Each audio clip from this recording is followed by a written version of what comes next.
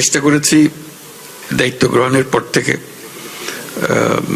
বিভিন্ন জায়গায় বিদেশে প্রবাসীদের সঙ্গে বসে আলাপ করার জন্য, এবং অভিযোগের কোনো শেষ নেই এবং ন্যায্যতেই অনেক অভিযোগ এবং বিশৃঙ্খলা কাজের চেষ্টা করেছি যেগুলো সুশৃঙ্খল করা যায় কিনা, যে সমস্ত সার্ভিস পাওয়া যাচ্ছিল না সেগুলো পাওয়া যায় কিনা।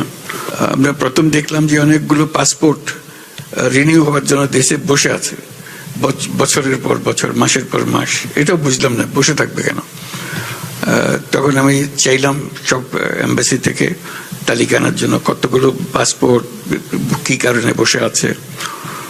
আমি একটা সময় নির্দিষ্ট করে দিলাম, 1 মাসের মধ্যে সমস্ত কিছু আপডেটেড করে ফেলতে হবে, এটা রিনিউ করতে হবে। এবং রিনিউ করার সময় আর মেশিন রিডেবল পাসপোর্টের দিকে যাব না, ই পাসপোর্টের দিকে যাব।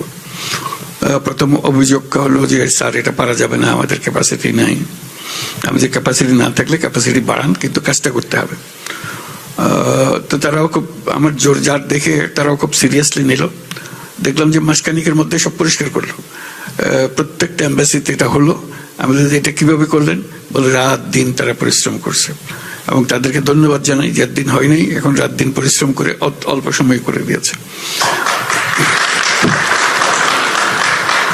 চাইলে যে করা যায় এটার প্রথম প্রমাণ পেলাম যে এটা এমন কোনো অসাধ্য কিছু ছিল না। পরবর্তীতে চেষ্টা করছি যাতে এটা ব্যাকলগ না হয়। এখন এবার শুনছি যে ব্যাকলগ হতে আরম্ভ করেছে, এটার কোনো সুরাহা পাইতেছি না। প্রথম চেষ্টা করলাম পাসপোর্ট ইত্যাদি করার মধ্যে বিলম্বের কারণটা কি, বোঝালো যে এটা সরকারের নিয়মে এগুলো হয়। কারণটা হলো পুলিশ ভেরিফিকেশন লাগে। তো আমার প্রথম কাজ হয়তো মনে আছে আপনাদের, পুলিশ ভেরিফিকেশন বন্ধ করে দিলাম। পুলিশ ভেরিফিকেশন পাসপোর্ট করতে হলে পুলিশ ভেরিফিকেশন লাগবে না। প্রথম বললো যে না এটা পারা যাবে না ইত্যাদি ইত্যাদি। আমি বললাম যে একবার করে ফেলি, তারপর দেখি কি অসুবিধা কি হচ্ছে।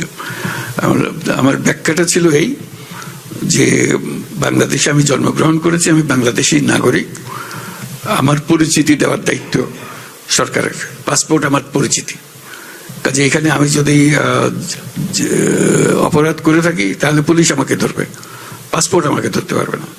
পাসপোর্টের কাজ হলো যে আমার পরিচিতি পত্রটা তাকে দিতে হবে, যেহেতু আমি দেশের নাগরিক। কাজে আমি যখনই এনআইডিটা দেব আমাকে পাসপোর্ট দিতে সরকার বাধ্য, যেহেতু আমি দেশের নাগরিক। কাজে ওই অর্থে বললাম যে এটা পুলিশ ভেরিফিকেশন, যদি কোনো অপরাধ থাকে সে ব্যাপারে সে ব্যবহার করবেন, কিন্তু যতক্ষণ অপরাধী হিসেবে সে প্রমাণিত না হয় তার এই পাসপোর্ট নেওয়ার সুযোগ দিতে হবে।